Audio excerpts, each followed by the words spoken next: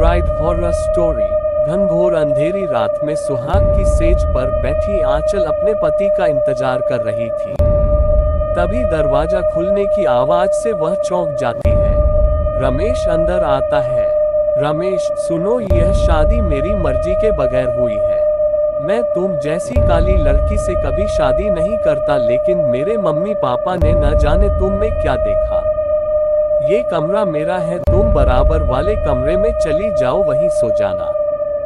आंचल के पैरों तले जमीन खिसक गई। वह इतने अरमान सजाए बैठी थी। ये सुनते ही उसकी आंखों से आंसू बहने लगे।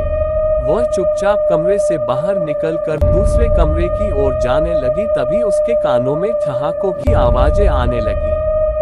उसने कॉरिडोर से निकलकर सीढ़ियों के पास खड़े होकर देखा तो उसकी सास और ससुर दोनों बैठे हंस रहे थे।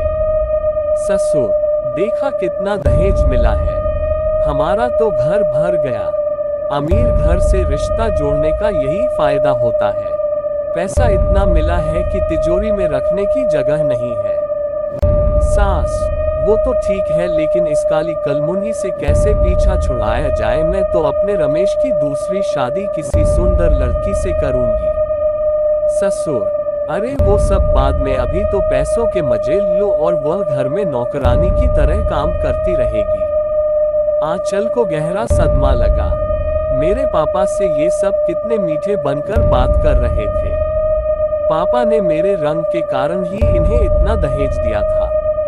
वो पैसों से मेरी खुशी खरीदना चाहते थे। उन्हें पता लगेगा तो न जाने क्या बीतेगी। वह दूसरे खाली कमरे में पड़े पलंग पर बैठी रोती रही। न जाने कब उसकी आंख लग गई। सुबह वह उठकर नीचे चली गई।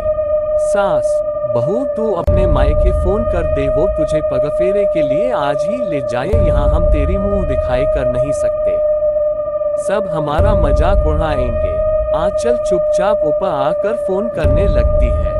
उसके पापा आकर उसे ले जाते हैं। घर जाकर वह किसी से बात नहीं करती, अपने कमरे में जाकर रोती रहती है। शाम को उसकी ससुराल से कोई उसे लेने नहीं आता। आंचल को बहुत गुस्सा आता है। वह चुपचाप स्टोर रूम से चूहे मारने की दवा लाकर पी लेती है और अपने कमरे में पहुंच जाती है। कुछ देर बाद वह खड़े होकर इधर उधर देख रही थी। वह अपने आप को बहुत हल्का महसूस कर रही थी।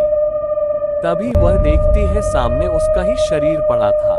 वह एक आत्मा बन चुकी थी, जिसकी मुक्ति बहुत दूर थी। ये कष्ट तो जिंदा रहने से भी ज्यादा परेशान करने वाला था। वह